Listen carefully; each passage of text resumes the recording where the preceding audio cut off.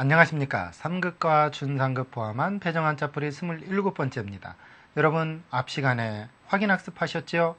확인의 뒤에 배정한자풀이 과연 충분히 연관이 있다는 걸 여러분은 이제 이해하셨습니다. 그러면 배정한자풀이 소중하게 한번 시작을 해보도록 하죠. 첫 번째 글자입니다. 첫 번째 글자는 목숨 숫자인데요. 여러분 이게 무슨 부적처럼 생기지 않았나요? 근데 이 의미는요, 원래가 이렇게 만들어진 자입니다. 늘글로 더하기 많을따. 제가 더하기 그러니까 참 이런 생각이 나는군요. 홈 플러스를 아이들이 이렇게 말하더군요. 집 더하기. 네. 홈 플러스 가자 그렇게 얘기 안 하고 집 더하기 가자 그래요. 제가 늘글로 플러스 더할 많을따 이렇게 해야 되는데 늘글로 더하기 많을따. 무슨 자냐? 노인이 나이가 많은 것이 원래 이렇게 됐던 글자가 늘글로에다가 마늘 따자를 하다가 이것이 변형이 꼬불꼬불 되니까 이렇게 된 겁니다. 결국은 이게 늘글로였고 이게 마늘 따의 변형 형태라는 거죠. 그러니까 무슨 얘기냐? 한마디로 말하면 나이가 많은 노인이 될 때까지 오래 산다는 데서 이게 장수, 목숨, 그래서 목숨수, 장수수 이렇게 된 거예요. 수명, 뭐예요? 목숨의 정도죠. 장수, 오래 사는 거잖아요. 그러니까 이것은 뭐 선비가 또 장인공이 입구가 마디촌이 어쩌고 전혀 상관이 없는 자입니다. 늘글로에다가 마늘 따자였다. 그것이 변형이 이렇게 생겼다 라고만 이해하면 목숨수는 나이가 많은 노인이 될 때까지 사는 거다 이해하면 되겠죠. 여러분 장수는 사람의 꿈입니다. 120세까지 살 수 있는 신체적 기능이 있다고 그러죠. 저는 벌써 60을 살았습니다. 외모적으로는요. 궁금하십니까? 저 아직 30대입니다. 또 다른 글자 보도록 하죠. 이번 글자 무슨 자일까요? 같이 볼까요? 지금 보니까요. 이렇게 생겼네요. 여러분이 알다시피 이것은 그렇죠. 언덕이죠. 그 다음 이것은 무슨 자의 변형이냐면 이런 글자입니다. 이렇게 갈착이 그 안에 끼어들고요. 이렇게 생겼습니다. 즉 무슨 얘기냐. 이것이 떨어질 타자입니다. 떨어질 타자의 갈착이죠. 무슨 얘기냐. 조금 떨어져서 뒤를 쫓아간다는 데서 이거 따를 숫자다. 따르다. 따를 숫자예요. 즉 떨어질 타를 알아야 이게 따를 수라는 걸 알겠죠. 떨어져서 조금 떨어져서 쫓아가는 형태. 따라가는 형태죠. 그래 수필 붓이 가는 대로 따라가는 게 수필이고 수시 때마다 이 말이죠. 수상 생각이 가는 대로 이런 것을 수상록이라고 하잖아요. 이처럼 무언가 따라가긴 따라가는데 뒤에서 떨어져서 따라가는 걸 수라고 그래요. 수행원 뒤에 따라가서 쫓아가는 그런 것을 수행이라고 그러잖아요. 이처럼 무언가 쫓아가긴 쫓아가는데 좀 뒤떨어져서 따라가는 것을 수라고 한다는 얘기죠. 또 다른 글자 보겠습니다. 누구 숫자입니다. 후에 해당하는 글자인데 같이 볼까요? 말씀원 옆에 새추. 무슨 말이냐? 새의 말소리를 누가 알아듣겠는가 하는 데서 누구 숫자입니다. 수하, 그 다음 수석 이럴 때 쓰는 자인데 이 중요한 건 이게 누구라는 뜻이고 어느라는 뜻도 있다는 것도 잊지 마십시오. 예를 들어 선택을 나타낼 때 영어에서는 which에 해당을 하죠. 한자에서는요. who나 which 선택 상관없이 누구 수를 쓸 수 있다는 것 잊지 마십시오. 물론 어찌하도 마찬가지입니다. 물론 상대방 사람을 나타낼 때 그때는 누구 수라는 글자를 더 많이 쓰이기도 하지요. 그러면 한문과 한자의 차이점이 있다면요. 무엇이 다르냐면 좀 더 세분화시킬 때가 있고 좀 더 포괄적으로 얘기할 때도 있다는 것. 한자는 예전에 좀 더 세분화되지 못했던 것. 소위 말하면 한자가 많이 생기지 않았었을 때는 포괄적이었다가 사람들의 그 세심한 성정을 다루다 보니까 세분화되기 시작을 합니다. 그래서 남자도 그냥 사람 하면 될 걸 남자 사람, 여자 사람에서 남자와 여자. 소 하면 될 걸 암소, 수컷. 그래서 암소특, 수컷빈. 이런 식으로 계속 나뉜다는 의미항에 따라 바뀐다는 거죠. 이 글자도 누구라는 뜻에서 어느라는 뜻까지 확장되는 것은 인지의 발달에 따라서 필요한 것을 쓰기 때문입니다. 또 다른 글자 보도록 하죠. 제가 어려운 말 하니까 눈꺼풀이 내려오는 학생이 있습니다. 바로 다른 글자로 넘어가죠. 같이 볼까요? 수레차 옆에 그러할 유자. 이게 무슨 얘기냐? 그러할 이유는 건 대답하다라는 뜻입니다. 즉 뭐냐, 누가 요구를 하면 거기에 응해 가지고서 짐을 수레에다 실어서 보내는 거예요. 그래서 이게 뭐예요? 실어낼 숫자, 실어 보낼 숫자입니다. 수송하다, 수출하다, 실어 보내는 거잖아요. 그래서 이게 실어낼 숫자, 실을 숫자예요. 실긴 실은데 뭘 실느냐? 물건을 수레에다 실어요. 그것도 상대방이 요구한 것에 대답을 해가지고서 수레에 실어서 보내는 걸 수라고 그래요. 그러니까 수출은 그냥 마구잡이로 보내는 게 아니고 상대방이 요건 얼만큼 보내다오 하면 그거에 맞게 수레에 실어서 보내는 겁니다. 그거를 수라고 한다는 이야기죠. 그러니까 수송, 충분히 의미가 있는 이야기입니다. 이렇게 한자는 세분화되어 있으면서도 적극적인 의미 형태를 띠고 있죠. 또 다른 글자 보도록 하죠. 이번 글자는 비록수라는 글자입니다. 같이 볼까요? 말씀은 밑에 벌레중 세추. 무슨 이야기입니까? 파충류로서 외마디 입으로 소리를 내는 그러한 어떠한 벌레, 이게 벌레를 뜻하기도 하고요. 그러는 것은 해가 없다 하여서 비록이란 뜻이다 해서 비록수라고 하는데 좀 어거지 뜻이고, 중요한 건 뭐냐? 벌레나 또는 새가 서로 지들끼리 이야기를 입으로 주고받더라도 사람들은 알아들을 수 없다. 그래서 비록수다. 수연 할 때 쓰는 글자입니다. 그러면 옛날에는요, 자연 친화적인 생각을 했죠. 사람도 자연의 일부라고 생각을 했어요. 그래서 어떤 글자를 만들 때 새, 뱀, 벌레, 잎, 세조 이런 글자들이 많이 결합이 됩니다. 그 이유는요, 그런 것과 사람이 일치가 되었던 시대예요. 지금은 새를 보려면 일부러 동물원에 가야 되고, 벌레를 보려면 파충류관을 가야 되고 이렇지만, 옛날에는 그게 우리 주위에 널려 있었다는 겁니다. 그럴지라도 소통이 안 됐어요. 그렇기 때문에 비록이라는 단어도 그렇게 만들어지죠. 또 다른 글자 보도록 하겠습니다. 이번 글자는 짐승수라는 글자입니다. 같이 볼까요? 네, 여자가 남자들한테 가장 많이 쓰는 게 짐승이랍니다.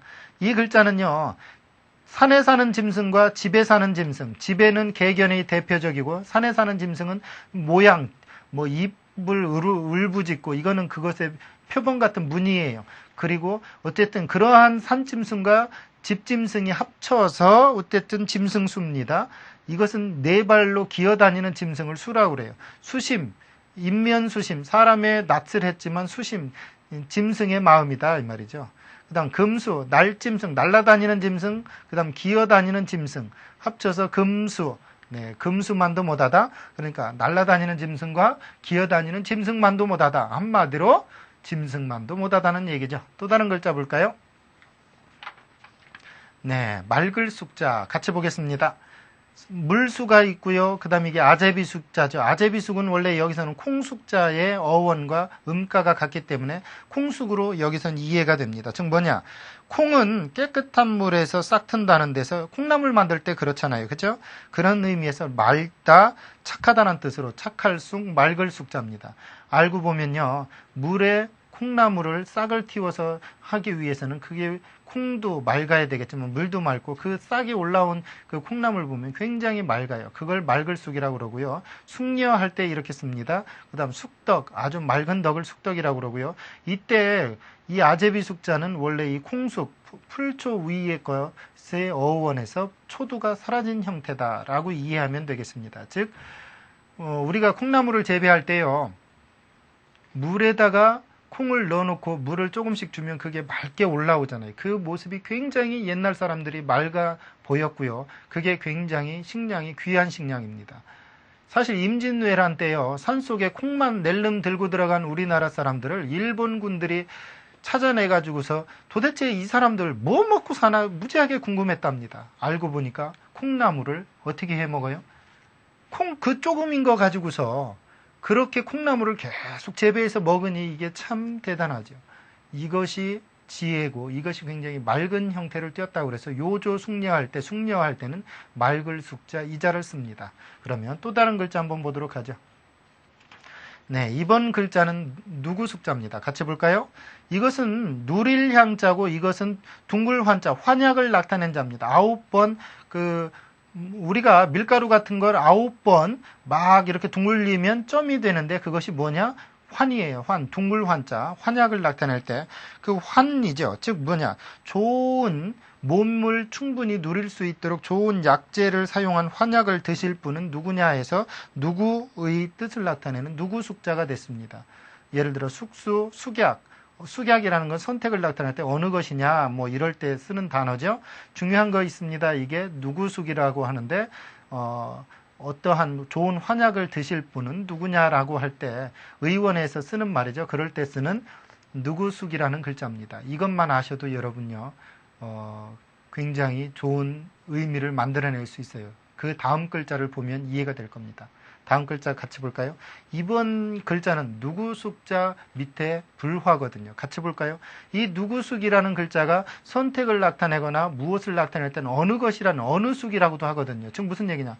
환약을 먹을 사람은 누구냐? 또 몸을 형통하게 하기, 좋게 하기 위해서 먹는 그 환약은 어느 것을 먹어야 되느냐 해서 어느, 누구 이런 뜻이 있어요. 그러니까 어느라는 뜻이에요. 여기서는. 왜 그러냐?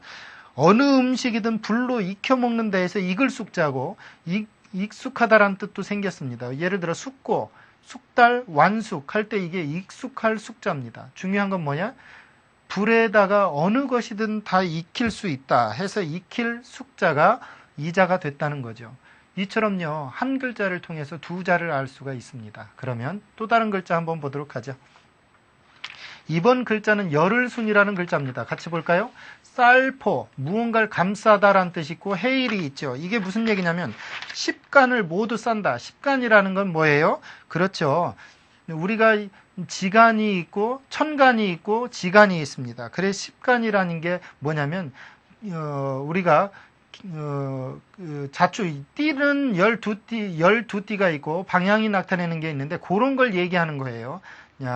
지금 보니까 무엇을 얘기냐면 열흘이라는 개념을 나타내기 위해서 십간을 모두 쌓아놓은 날이다. 즉 상순, 중순, 하순 했을 때 그 날을 한 달을 열흘씩 쌓아놓은 형태를 열흘이다 해서 열흘순입니다. 우리 순삭, 상순 위에 10일, 1일부터 10일을 상순이고 중순은 11일부터 20일이고 21일부터 30일을 하순이라고 하죠. 이때 열흘순은 결국 뭐냐? 달을 상순, 중순, 하순처럼 이렇게 한 묶음씩 쌓아놓은 형태, 이것이 열흘이다 해서 열흘순 이렇게 기억하면 되겠습니다. 또 다른 글자 한번 볼까요? 이번 글자는 순행할 순자입니다. 순행이라는 게 뭘까요? 의미 파악이 돼야 되겠죠. 같이 볼까요? 지금 보면요, 냇물이죠? 이게 개미허리 요라고도 하고 내천의 변형 형태죠. 냇물이에요. 냇물이 흘러가는 것처럼 백성의 생활을 두루두루 돌아본다는 뜻에서 순행할 순, 돌아볼 순자입니다. 예를 들어 순례, 두루두루 돌아다녀 보는 거죠. 순회하다 할 때, 즉 냇물이 흘러가듯 백성의 생활을 어떠한지 가서 돌아보는 것을 순행한다라고 하고 이것을 순행할 순, 돌아볼 순 이렇게 이해하면요, 이 글자가 지니는 의미 파악이 여러분이 충분히 됐다고 볼 겁니다. 순행할 순이라고 외우면서도 순행하다가 무슨 뜻인지 몰라요. 이것은 임금이나 제후들이 하는 겁니다. 지금 말로 말하면 도지사나 시장이 각 군이나 동에 가가지고서 어떤 일이 잘 되고 있는지 한 번씩 돌아보는 걸 순행이라고 그래요. 그것도 냇물이 위에서 아래로 흐르듯 자연스럽게 가는 겁니다. 나 너네 마을에 갈 테니 잔치상 준비해놔. 이거 아닙니다. 몰래 이렇게 순행을 하는 거죠. 그러면 또 다른 글자 한번 보도록 하죠. 네, 같이 볼까요? 언뜻 봐도 이해가 되는 게 뭐냐면 이게 눈목이죠. 눈을 가리기 위해서 사람이 무언가 잡은 거예요. 즉 뭐냐? 방패인데 사람이 방패를 들고서 눈을 보호한다는 데서 방패순자입니다. 눈이죠? 그 위에 이것은 사람이고 사람이 방패를 잡고 있는 모양이에요. 그 방패순. 순과 모순, 순비 할 때는 방패란 뜻을 나타냅니다. 방패, 순과라는 건 창과 방패로서 한마디로 말해서 전쟁의 무기를 이야기하죠. 모순에 대한 이야기 아시죠? 창모, 방패순. 이 창은 무슨 방패나 뚫을 수 있어. 이 방패는 무슨 창이나 다 막을 수 있어. 두 창이 만나면, 창과 방패가 만나면 모순입니다. 그렇죠? 이것을 보고 여러분 모순이라고 그래요. 또 다른 글자 한번 보도록 하죠. 네, 따라 죽을 순자입니다. 같이 보도록 하죠. 죽을 사변 뼈 앙상할 알 열을 순 무슨 얘기입니까? 죽은 사람을 따라 열흘 안에 죽는다는 데서 따라 죽을 순자입니다. 순국, 순사. 옛날에는 사실은요, 뼈가 앙상한 사람, 죽은 사람이죠. 죽은 사람을 같이 묻는 데에서, 따라 죽을 순이라는 자가 생겼죠. 열흘 안에 따라 죽든, 하루 안에 따라 죽든 상관없습니다. 죽은 사람을 따라 죽는다 해서 따라 죽을 순자입니다. 사실 금슬이 좋으면요, 열흘 안에 죽는답니다. 짐승들이 그렇대요. 그래서 따라 죽을 순자는 그렇게 만들어졌습니다. 또 다른 글자 한번 보도록 하죠. 네, 같이 볼까요? 별진 밑에 육달월, 몸을 나타내는 거죠? 즉, 무슨 얘기냐? 별진은 무엇을 얘기하는 거예요? 별자리죠? 즉, 별자리처럼 몸에서 붉게 빛나는 곳이 어디냐? 입술이란 얘기예요. 특히 여자의 입술을 붉게 잘 나타내겠죠? 예를 들어, 순설, 순치, 순망치한이란 말이 있죠? 즉, 입술이 망하면 치한, 이가 치리다라는 뜻이죠? 순망치한이 뭐예요? 그러니까 순과 치는 밀접한 관계가 있다는 얘기예요. 대문이 망하면 쪽문이 망한다는 얘기와 별로 다르지 않죠. 중요한 건 별자리처럼 몸 중에서 반짝반짝 빛나는 데가 어디냐? 이를 가리고 있는 입술이다 해서 입술 순이라는 그런 글자가 됐다는 얘기죠. 단순오치 할 때 순자도 그래요. 붉을단 입술순, 붉은 입술 힐소 이치, 단순오치. 입술은 붉고 이는 하얀 게 옛날에도 보기가 좋았답니다. 그런데 지금처럼 미백 치약이 없을 당시의 이빨이 하얘봐야 얼마나 하얗겠습니까? 그러니 좀만 하얗면 굉장히 칭찬을 받는 거죠. 또 다른 글자 보도록 하죠. 이번 시간에 마지막 강의입니다. 제가 이번 시간에 마지막 강의입니다 하면 고개 드는 학생이 있어요. 네, 무지하게 좋아합니다. 같이 보도록 하죠. 이건 가다라는 뜻이고 방패죠. 즉 무슨 얘기예요? 군사가 방패를 들고 성곽주의를 어떻게 한다는 거예요? 가면서 돌아다니면서 지킨다는 얘기. 그래서 이게 돌순, 차례순자죠. 우리 순환한다, 돈다는 얘기. 고리지어서 돈다는 얘기고, 순례, 즉 전례의 형태를 따라서 일을 하는 걸 순례라고 그래요. 그러니까 방패를 들고 병사가 처벅처벅 걸어다니며 성곽주의를 돈다 해서 돌순이라는 거. 그런 것만 이해해도 이 글자 충분히 여러분에게 설득력이 있었을 겁니다. 물론 차례차례 돌아다니는 거예요. 그래서 차례순이라고도 하죠. 오늘 강의 여기까지입니다. 감사합니다.